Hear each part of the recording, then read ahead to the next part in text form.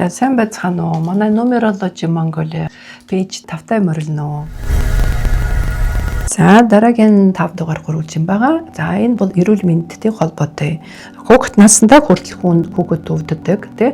Тэгээ бид нар бас энэ хүүхэд наснда ингээд бас юунаасаа болоод би өвдөд байгаа гэж харагдана. За энэ дээр бас чакранууд байгаа. Бас эрүүл мэндийг энэ чакрагаар ч үзэж болно. Одоо энэ 5 нь гурвуулжин од одоо тийм онцлогтой байгаа. Бид нар энэ дээр мэдээлүүд бол бүгдийг нь холбоож одоо олж болдог шалтгааны ханаас юунаас үүсэж байгаа гэд эрүүл мэндийг бид нар ингээ үзэхлээр нь бас харагдана. Та нарын физик талаасаа биш сэтгэл зүй талаас асуудал байгаа юм байна. Эсвэл мөнгнөөс болоод тэг хэдрэх ажиллаж та ядраад ингээд өвдөд байгаа юм байна.